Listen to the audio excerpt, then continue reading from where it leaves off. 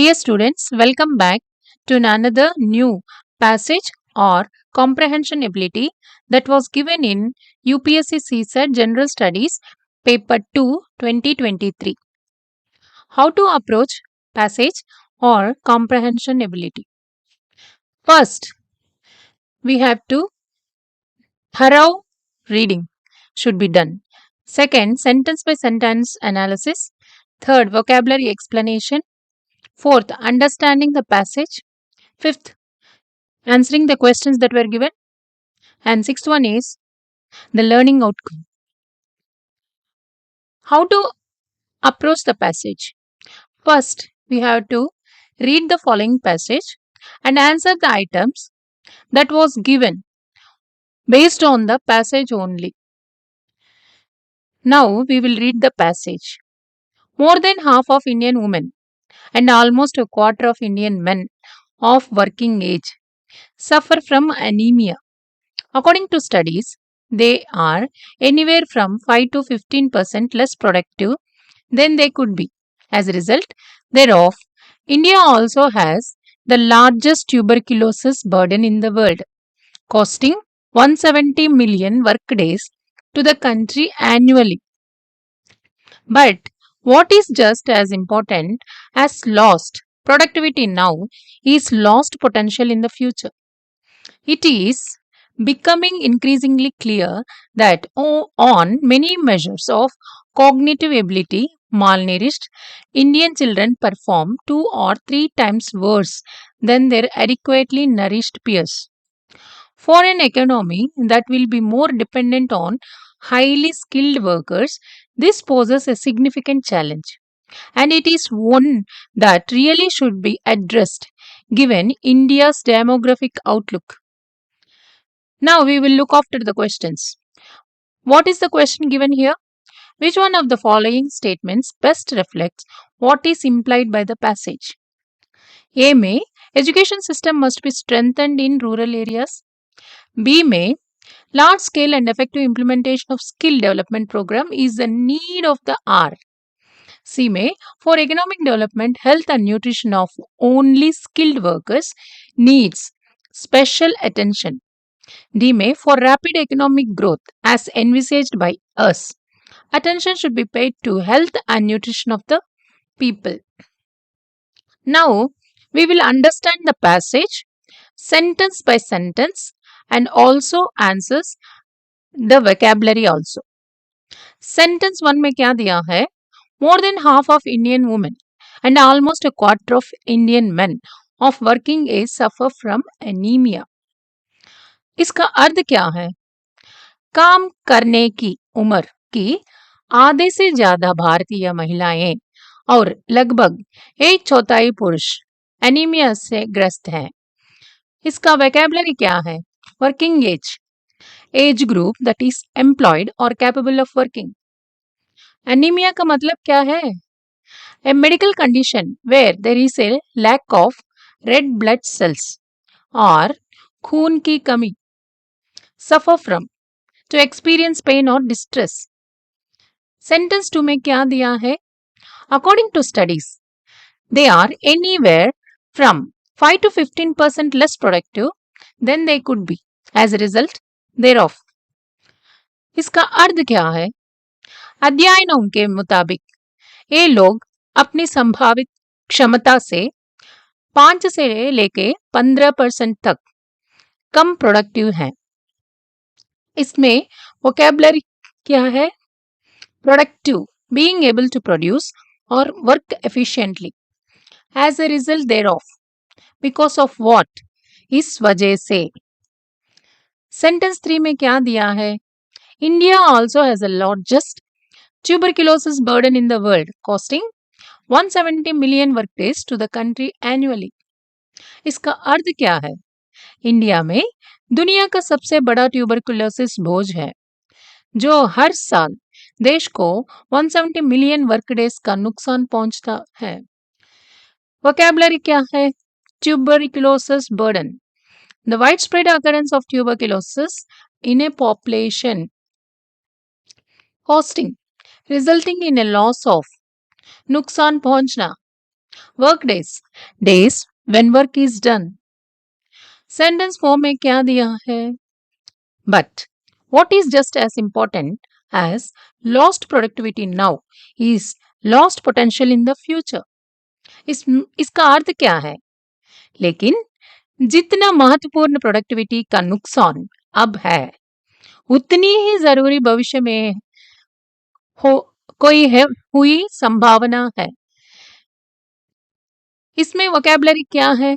Lost productivity, decline in work output, lost potential, future abilities that are wasted. Sentence 5 में क्या दिया है? It is becoming increasingly clear that on many measures of cognitive ability, malnourished Indian children perform 2 or 3 times worse than their adequately nourished peers. इस इसका अर्थ क्या है?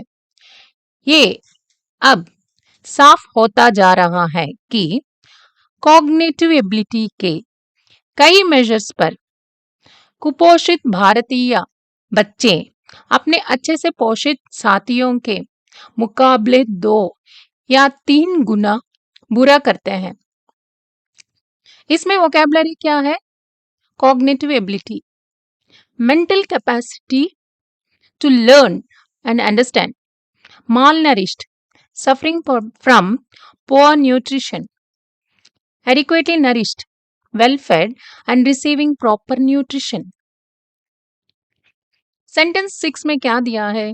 For an economy that will be more dependent on highly skilled workers, this poses a significant challenge. मतलब क्या है?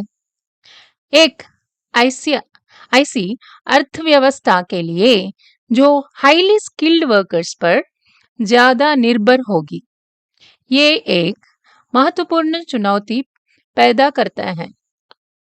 Vocabulary क्या है? Dependent on, needing something to function, highly skilled workers, workers with specialized abilities. For an economy that will be more dependent on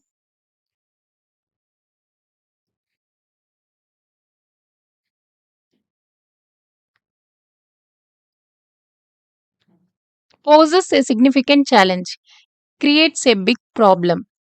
Sentence 7 में क्या दिया है? And it is one that really should be addressed given India's demographic outlook. इसका अर्थ क्या है? और ये एक ऐसी समस्या है जैसे भारत के डेमोग्राफिक आउटलुक को देखते हुए एड्रेस करना जरूरी है। इसका वोकैबुलरी क्या है? Demographic outlook, population characteristics and future trends, address, to take action to solve. Now we will see the idioms and phrasal verbs. First one में क्या दिया है? Lost potential, meaning wasted future opportunities और abilities. Usage, कुपोषित बच्चों में lost potential एक बड़ी समस्या बन रही है। Second, poses a significant challenge, meaning presents a big difficulty. इसका अर्थ क्या है? कहाँ यूज कर सकते हैं? माल न्यूट्रिशन भारत की डेमोग्राफिक आउटलुक के लिए एक सिग्निफिकेंट चैलेंज पोज करते हैं। हम पैसेज को हिंदी में अच्छे से समझेंगे। इस पैसेज का मेन पॉइंट ये है कि भारत में काम करने की उम्र के लोग अक्सर महिलाएं और पुरुष एनीमिया और टीबी जैसे रोगों से ग्रसित है, जिसे उनकी प्रोडक्टिविटी कम हो रही है। इसके अलावा कुपोषित बच्चे अपनी कॉग्निटिव एबिलिटी की कई मेजर्स पर अपने अच्छे से पोषित साथियों से 2 या 3 गुना बुरा कर रहे हैं। ये समस्या आगे चलकर भारत की अर्थव्यवस्था के लिए चुनौती बन सकती है, अक्सर तब जब इकोनॉमी हाईली स्किल्ड वर्कर्स पर निर्भर होगी। इसलिए हेल्थ और न्यूट्रिशन पर ध्यान देना जरूरी है। हम अभी क्वेश्चन को आंसर कर लेंगे. What is the question given here? Which one of the following statement best reflects what is implied by the passage? Options क्या दिया है? A में education system must be strengthened in rural areas.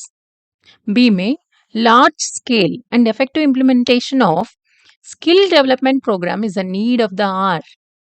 C में for economic development, health and nutrition of only skilled workers needs special attention. D में for rapid economic growth as envisaged by us, attention should be paid to health and nutrition of the people. Correct answer ये है कि for rapid economic growth as envisaged by us, attention should be paid to health and nutrition of the people. इसको हम कैसे justify कर सकते हैं या ताकि option D is correct. Option D is correct इसलिए पैसेज का सही संदेश रिफ्लेक्ट करते हैं. पैसेज के मुताबिक एनीमिया, टीबी और कुपोषण जैसे हेल्थ इश्यूज भारत की प्रोडक्टिविटी और फ्यूचर पोटेंशियल को नेगेटिवली इम्पैक्ट कर रहे हैं.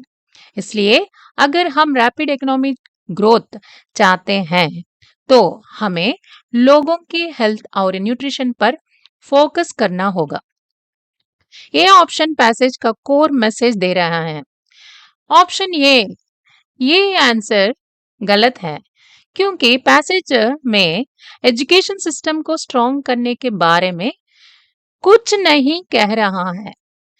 तो ऑप्शन बी में भी ये भी नहीं है सही क्योंकि पैसेज स्किल डेवलपमेंट प्रोग्राम की इम्प्लीमेंटेशन के बारे में फोकस नहीं कर रहा है बल्कि हेल्थ और न्यूट्रिशन पर फोकस कर रहा है.